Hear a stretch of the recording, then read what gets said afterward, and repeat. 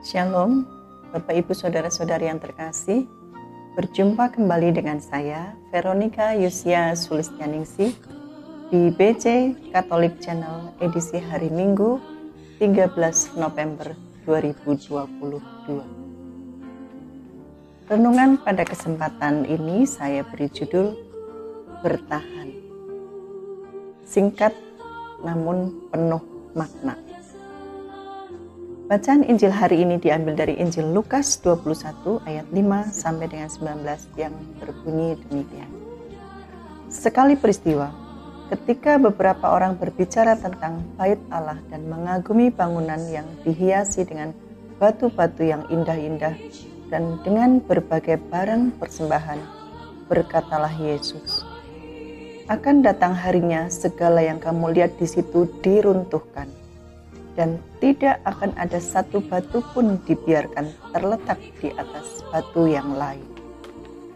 Lalu murid-murid bertanya kepada Yesus, Guru, bila manakah itu akan terjadi? Dan apakah tandanya kalau itu akan terjadi? Jawab Yesus, waspadalah, jangan sampai kamu disesatkan.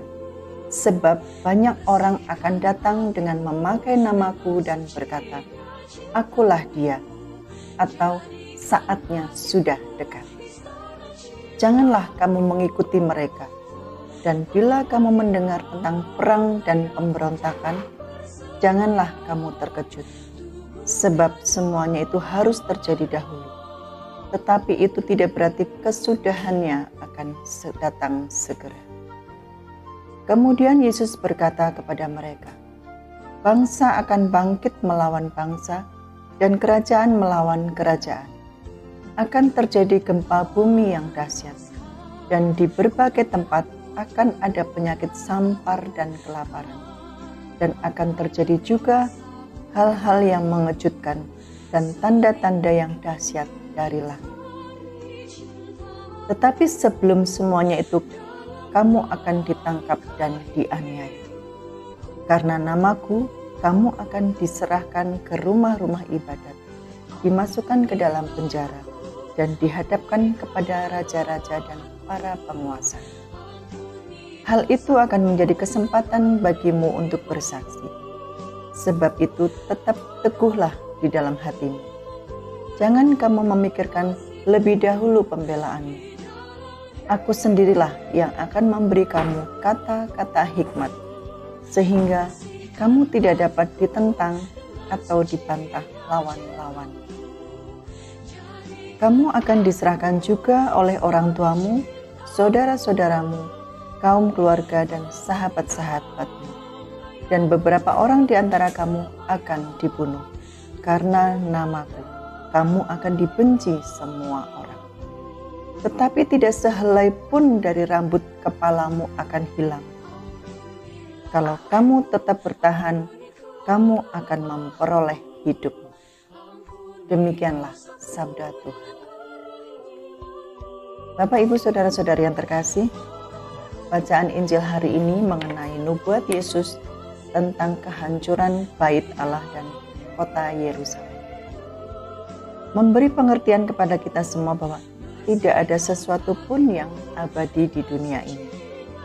Semegah apapun suatu bangunan berdiri, atau semelimpah apapun harta yang dimiliki oleh seseorang, semuanya akan hancur binasa. Tidak terkecuali dengan tubuh kita, yang hari ini mungkin kita masih berdiri tegak, namun suatu saat akan terbaring kaku dan membusuk di tanah. Kita tidak akan pernah tahu apa yang akan terjadi sedetik dari sekarang. Hal ini menunjukkan bahwa segala peristiwa yang ada di dunia ini sifatnya adalah hanya sementara. Akan tiba saatnya semuanya akan binasa dan hancur. Hal ini memberi pesan moral kepada kita tentang sikap maupun olah batin yang perlu dibangun selama kita masih hidup di dunia. Kita harus bersikap bijaksana terhadap segala sesuatu yang ada di dunia ini. Tidak terbuai dengan kemewahan harta, tidak menaruh sikap kagum yang berlebihan terhadap hal-hal materi di dunia ini. Karena semuanya akan hilang sia-sia ketika kita menutup mata. Akan lebih bijaksana jika kita mulai memikirkan tentang kehidupan kekal yang akan kita jalani setelah kematian menjemput. Sikap bagaimana dan apa yang dapat kita lakukan di tengah-tengah badai kehidupan yang menimpa kita.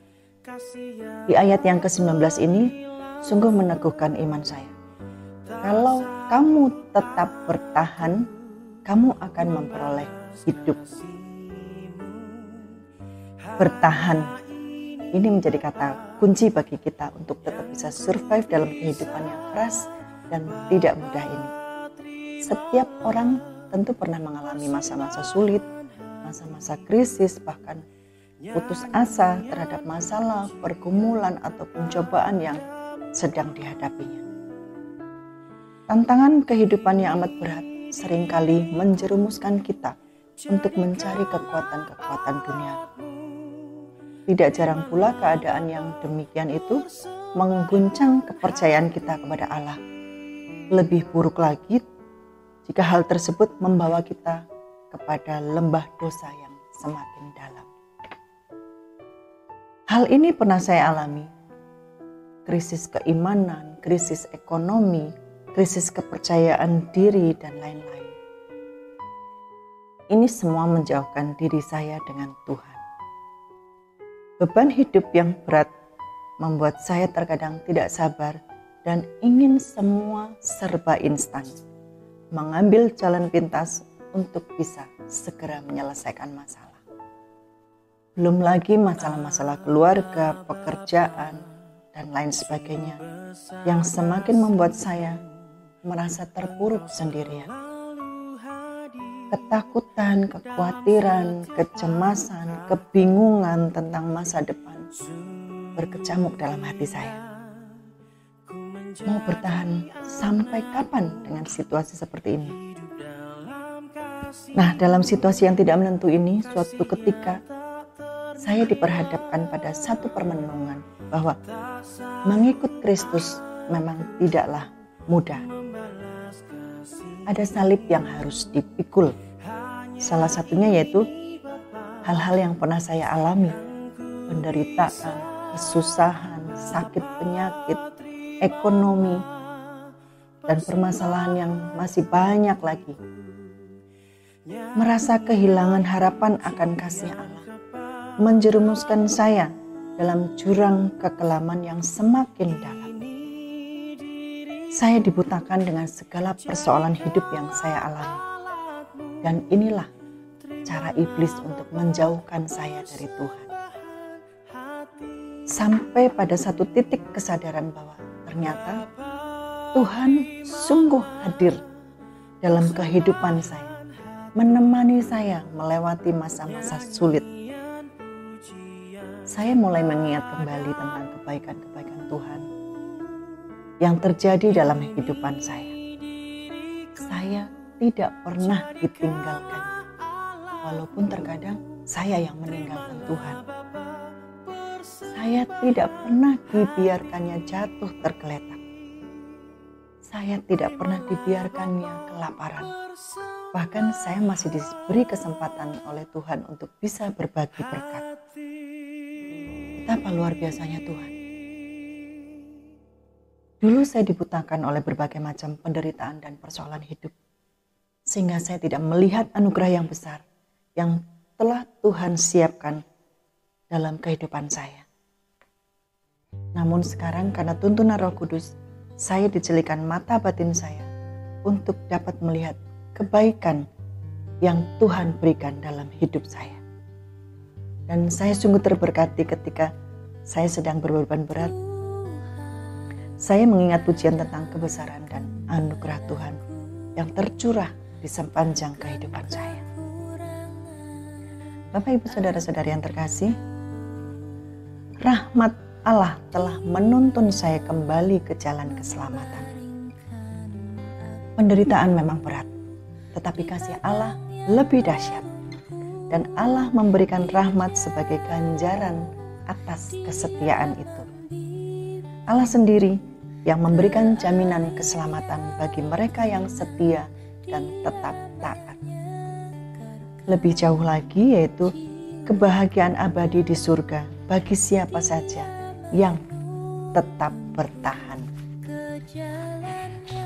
Dari semua peristiwa yang boleh saya lalui, ada pesan yang Tuhan mau sampaikan dalam hidup saya, yaitu bertahan. Bertahan dari segala penderitaan, bertahan dari segala kesulitan, kesakitan, kekurangan, bertahan dalam kesetiaan, dan bertahan dalam iman, kasih, serta pengharapan. Terlebih, bertahan dalam kesesakan di tengah situasi ekonomi yang semakin tidak menentu seperti sekarang ini akibat pandemi yang berkepanjangan. Saya belajar untuk menjadi pribadi yang menunjukkan pujian sukacita atas rahmat Allah yang nampak dalam keseharian melalui tutur kata, sikap, tingkah laku, maupun perilaku dan perbuatan saya. Karena hikmat Allah senantiasa menyertai setiap orang yang bersabar dalam penderitaan. Sikap bertahan inilah yang akan membuat saya semakin hidup dalam damai sejahtera, sekalipun saya berbeban berat. Gambaran kehidupan saya itu seperti bola pingpong, semakin mendapat tekanan, di saat yang sama semakin bergerak dan maju, berjuang untuk bisa melambung lebih tinggi lagi dengan tetap mempertahankan kerendahan hati. Melalui sikap bertahan dalam penderitaan, sebenarnya Tuhan sedang membentuk pribadi saya menjadi pribadi yang memiliki karakter Kristus. Ada firman Tuhan yang mengatakan, "Jangan takut terhadap apa yang harus engkau derita. Sesungguhnya iblis akan melemparkan beberapa orang dari antaramu ke dalam penjara supaya kamu dicobai dan kamu akan beroleh kesusahan selama 10 hari. Hendaklah engkau setia sampai mati dan aku akan mengaruniakan kepadamu mahkota kehidupan." Kita bisa baca di Wahyu 2 ayat 10.